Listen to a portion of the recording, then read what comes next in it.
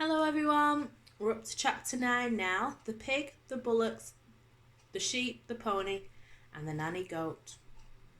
At that moment, George's mother came back from shopping in the village. She drove her car into the yard and got out. She was carrying a bottle of milk in one hand and a bag of groceries in the other.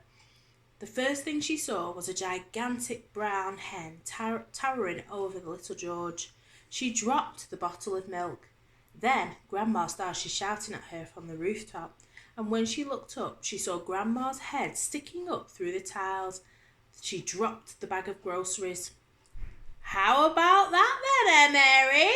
Grandma shouted. "I'll bet you've never seen a hen as big as that. That's George's giant hen, that is." But, stammered George's mother. "It's George's magic medicine," Grandma shouted. We've both of us had it, the hen and I."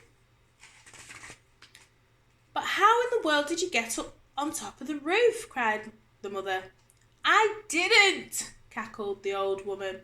"My feet are still standing on the floor in the living room." This was too much for George's mother to understand. She just goggled and gasped. She looked as though she was going to faint. A second later, George's father appeared. His name was Mr. Killiecranky. Mr. Cranky was a small man with bandy legs and a huge head. He was a kind father to George, but he was not an easy person to live with, because even the smallest things got him all worked up and excited. The hen standing in the yard was certainly not a small thing, and when Mr. Cranky saw it, he started jumping about as though something was burning his feet. "Great heavens!" he cried, waving his arms. "What's this? What's happened? Where did it come from? It's a giant hen! Who did it?" "I did," George said. "Look at me!" Grandma shouted from the rooftop. "Never mind the hen. What about me?" Mr. Cranky looked up and saw Grandma. "Shut up, Grandma," he said. It didn't seem to surprise him that the old girl was sticking up through the roof. It was the hen that excited him. He had never seen anything like it. But then, who had?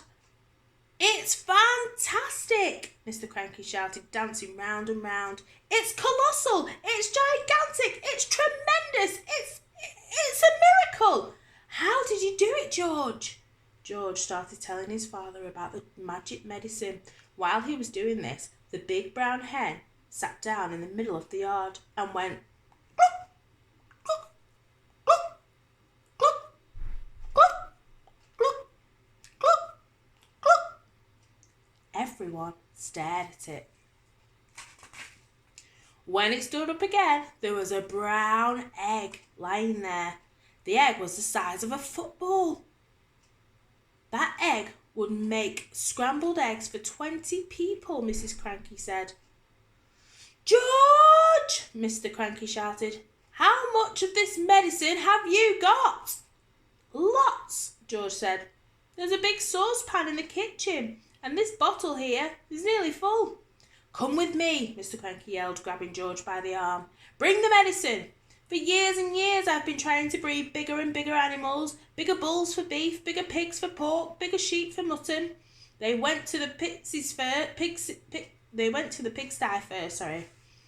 George gave a spoonful of medicine to the pig. The pig blew smoke from its nose and jumped up about all over the place. Then it grew and grew, and in the end it looked like this.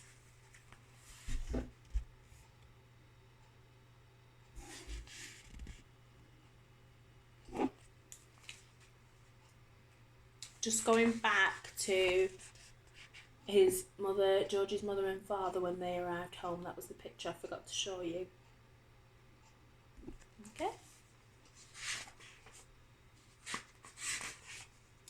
They went to the herd of fine black bullocks that Mr. Cranky was trying to fatten for the market. George gave them some medicine, and this is what happened.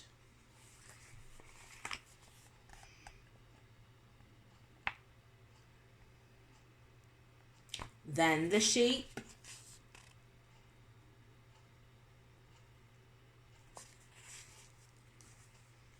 size of them. He gave some to his grey pony Jack Frost.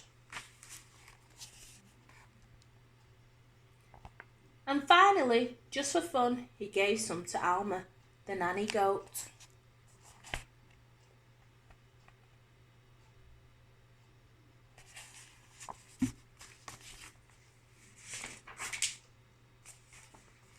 And there's Alma, the nanny goat. See you in the next chapter.